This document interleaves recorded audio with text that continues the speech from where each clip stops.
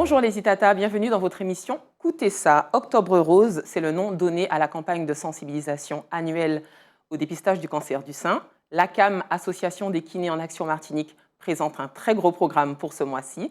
Et pour en parler, j'ai le plaisir de recevoir sa présidente, Madame Julie Jaccaria. Bonjour Julie. Bonjour Astrid. Bienvenue chez Itata. Merci beaucoup de nous recevoir, de me recevoir. Avec plaisir. Alors Julie, est-ce que déjà tu peux te présenter? Qui es-tu? Alors je suis kiné en Martinique depuis de nombreuses années maintenant et je suis présidente de l'association Kiné en Action Martinique qui a pour but de sensibiliser nos prises en charge en kiné, mais particulièrement de sensibiliser à la prévention pendant Octobre Rose. Alors ACAM, c'est ça? Oui. Existe depuis combien de temps à peu près et quelles sont les actions qui sont menées tout au long de l'année? Alors c'est une association toute jeune, elle existe depuis mars 2024. Et donc on a envie de mettre en avant notre prise en charge, comme je disais, mais aussi de rassembler les professionnels de santé pour améliorer la prise en charge de nos patients et présenter un meilleur parcours de soins, plus facile en tout cas. Et pendant toute l'année, on a des actions selon nos domaines de compétences. Et en Octobre Rose, en octobre, on présente surtout notre prise en charge dans le cadre du cancer du sein qui est assez spécifique et essentiel pour nos patientes. Alors, quel est le lien? Quel lien on peut faire entre un kiné et quelqu'un atteint du cancer du sein?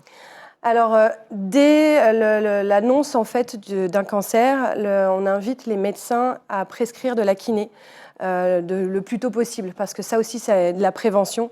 Plus tôt on voit les patients, moins il y a de séquelles, moins il y a de douleurs, moins il y a de problèmes qui s'installent, parce qu'on a le temps, on a l'œil, on est habitué à voir ce qui va se passer, ce qui va arriver par rapport au geste chirurgical. Par exemple, quand il y a une ablation, soit de la tumeur, soit du sein tout entier, on va pouvoir travailler aussi pendant toute la durée, pendant tous les traitements que les patientes vont avoir, que ce soit la radiothérapie, la chimiothérapie ou l'hormonothérapie, qui ont des conséquences assez lourdes sur le corps, sur le physique et aussi sur le mental. Et en tant que kiné, on a la possibilité d'être auprès de la patiente dans tous ces champs-là. Et quel est votre rôle précisément? Qu'est-ce que vous faites avec le patient justement?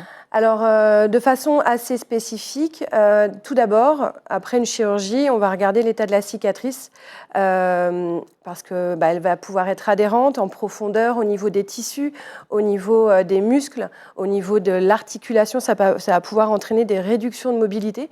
Donc, on va travailler tout ça et on va explorer un petit peu. C'est pas seulement le sein qu'on va regarder, mais il va y avoir l'épaule, il va y avoir les cervicales, parce que dès l'annonce du cancer, sans acte chirurgical ou traitement, il y a déjà une mauvaise position qui s'installe de protection. C'est lié au stress? Le patient a tendance à... Le stress, la peur, la protection, on se dit qu'on va perdre en fait ce côté, ce sein. Donc il y a cette attitude vicieuse qu'on appelle qui s'installe et donc des tensions qui peuvent se mettre en place assez rapidement. Et nous, en tant que kiné, on va déjà pouvoir travailler et donner des conseils aux patients de se mettre exactement, de faire une ouverture, de respirer, etc. Et si les messages sont déjà envoyés alors que le traitement n'est pas commencé, on sait que les séquelles vont être beaucoup moins importantes. Parce que quand il y a de la chirurgie, ça va être encore pire. C'est ça. Et quand il y a de la radiothérapie où là, c'est une sorte de brûlure des tissus en profondeur, il va y avoir encore plus de rétraction, encore plus de fibrose, encore plus de fermeture. Donc on a vraiment du travail à faire, nous, manuel, mais aussi de conseils, de mobilisation, d'étirement. Et ça, il faut que le patient comprenne qu'il faut que ce soit régulier pendant tout le traitement, parce que ça a tendance à perdurer, à persister un petit peu quand les patients bougent, quand ils ne font rien aussi. Donc nous, on est là régulièrement à leur donner ces conseils. Alors j'ai la sensation que c'est un peu nouveau, la présence du kiné. Est-ce que c'est nouveau aussi dans l'esprit des personnes qui sont atteintes du cancer? Est-ce qu'elles faisaient le lien systématiquement ou pas du tout? C'est aussi nouveau pour elles? Alors, je pense que c'est nouveau parce qu'on en parle. Okay. Mais ce n'est pas nouveau parce que ça va faire presque 10 ans que je suis formée à la prise en charge du cancer du sein. Et je pense que cette prise en charge est beaucoup plus ancienne parce que les femmes atteintes de cancer, c'est là depuis très longtemps. Et le kiné, il existe depuis longtemps aussi. Mais aujourd'hui, on constate à quel point ça peut être utile, à quel point ça fait du bien. Moi, je travaille beaucoup avec les Amazones, les autres associations aussi. Elles sont nombreuses. On a Amazon, on a Matete, Singulière, voilà, et la Ligue. En fait, notre association ACAM est vraiment avec ces associations de patientes. On a à cœur de les soutenir, de leur apporter le mieux. C'est pour ça qu'on fait tout ça. Toutes nos actions qu'on va détailler. Elles sont en lien. C'est pas une association supplémentaire, mais vous êtes vraiment en complémentarité. Complémentaire, ouais, c'est complémentaire parce qu'on a peut-être la part professionnelle de santé qu'on voudrait apporter et de ce qu'on entend. J'ai l'impression qu'on répond à un besoin et que ces femmes-là ont un intérêt à avoir un kiné pour améliorer sa qualité de vie. Moi, donc, ce que je disais, je fais de la balnéothérapie avec les Amazones, par exemple, 2 fois par mois. Et alors déjà, c'est un site magnifique aux Anses d'Arlay. On est dans l'eau est belle, il fait beau et on rigole. On est dans une ambiance incroyable.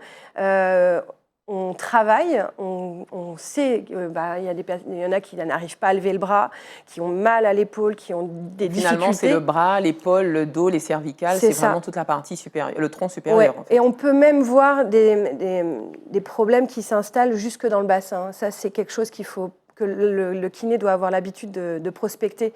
C'est pas rare. Donc ça paraît surprenant. On se dit c'est une opération juste là, on regarde jusque là. Non. Ça peut vraiment aller très loin et le kiné est là pour tout observer, essayer d'améliorer au fur et à mesure. Et aussi, c'est une façon de les soutenir, enfin, la balnéo ou même la séance, parce que ce qu'elles traversent, c'est vraiment pas facile, les traitements. Cette épée de Damoclès qu'elles ont, j'ai envie de dire, à partir du moment où elles savent qu'elles ont un cancer, elles ont peur en fait. Elles s'inquiètent, elles ne savent pas comment ça va se passer pour la suite. Ok, on leur dit c'est bon, il n'y a rien à chaque examen, mais en fait, elles attendent systématiquement le suivant. Et nous, quand on aussi la récidive, la peur de la récidive pour celles qui sont déjà guéries. Ça. Ouais. Et donc, on écoute, on rassure, on essaye d'apporter des éléments aussi un peu techniques dans le corps, dans les traitements, dans les soins, etc., dans les différentes phases de traitement.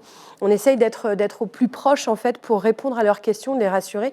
On fait du massage aussi quand elles en ressentent le besoin, parce que c'est quelque chose qui fait partie de nos compétences. Mais on va aussi les inviter à rester en mouvement, à bouger, pour se redonner un peu de force, un peu d'espoir, un peu de dynamisme aussi. On sait que ça fait du bien. Au-delà de redynamiser, pour l'estime de soi aussi, c'est important de savoir qu'on est encore mobile, qu'on a encore la possibilité de faire des choses. Et c'est ça. Et pour le moral, c'est vraiment bon. On sait que ça délivre beaucoup d'hormones du bonheur. Du plaisir, oui. Et quand on bouge, on a envie d'aller voir quelqu'un ou de le faire avec quelqu'un.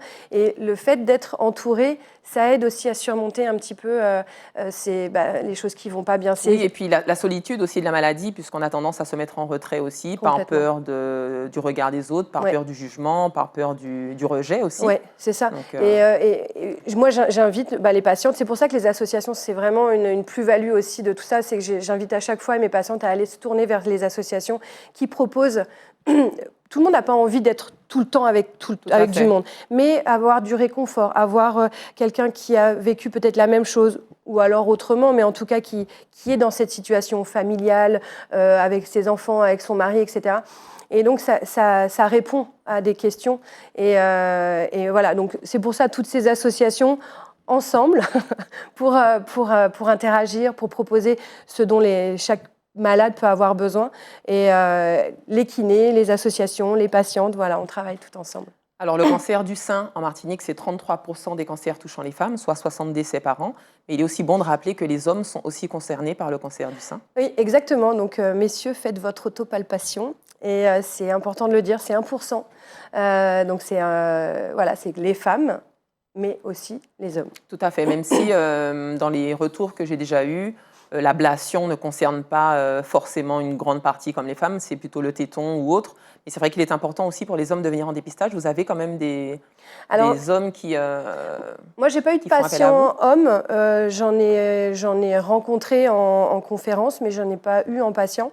Après...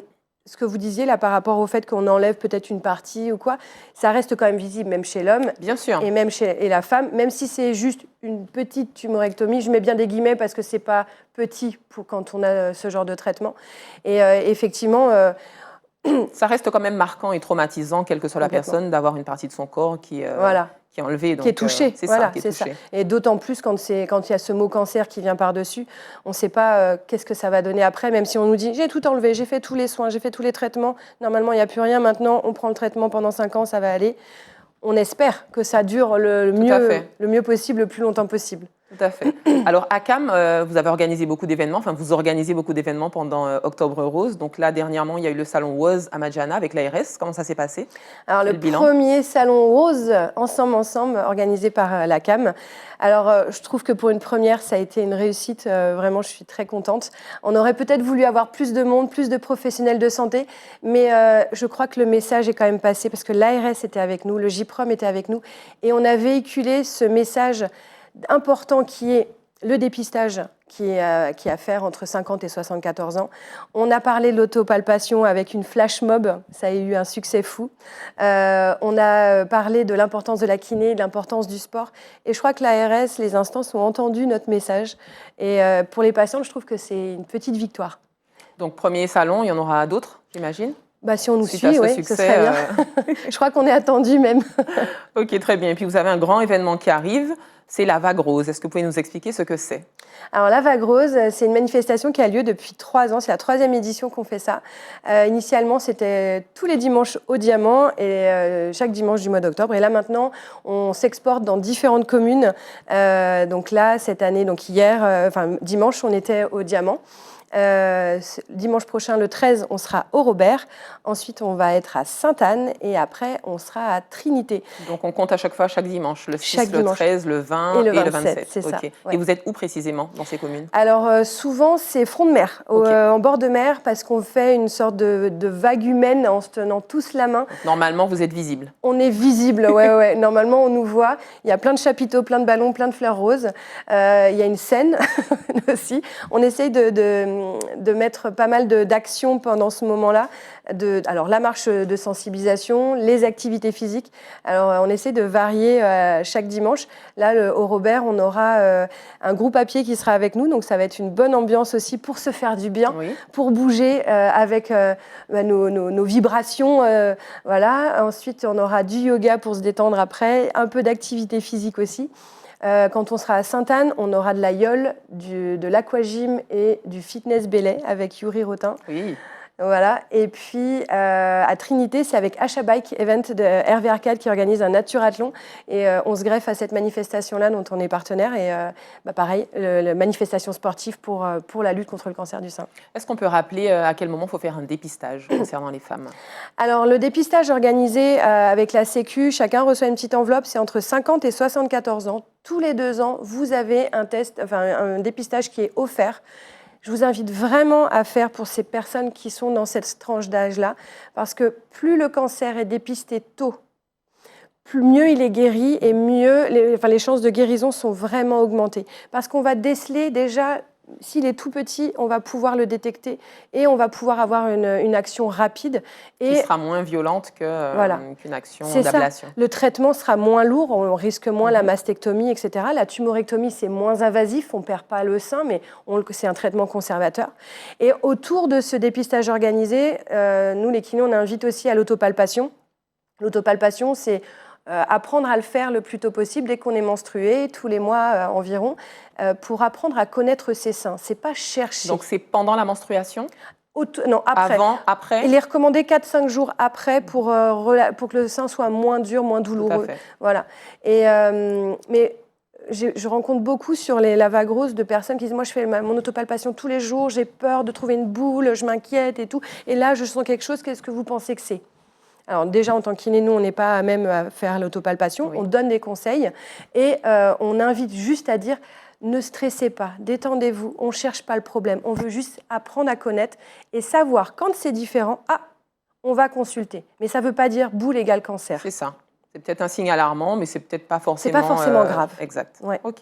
Et puis enfin, quel message souhaiteriez-vous faire passer durant toutes ces actions qui auront lieu? Quel message vous souhaiteriez passer à la population, à ces femmes, à ces hommes aussi qui peuvent être atteints? Moi, j'ai envie de dire, venez nous rejoindre sur la Vague Rose.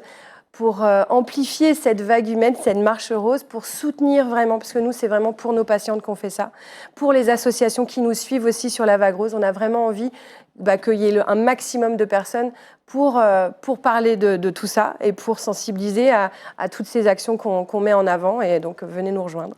Très bien. Est-ce qu'il y a un contact à laisser ou bien ils viennent directement sur les pages Facebook et Instagram de ACAM, Association Kiné en Action Martinique, c'est possible. AKAM. Exactement. Ça marche. Merci beaucoup, Mme Jacquaria, pour cet échange. Merci Astrid, beaucoup. Merci beaucoup. Merci aux Itata de nous avoir suivis. J'espère que cet échange vous a plu. Et puis quant à nous, on se dit à très bientôt pour un autre Écoutez ça.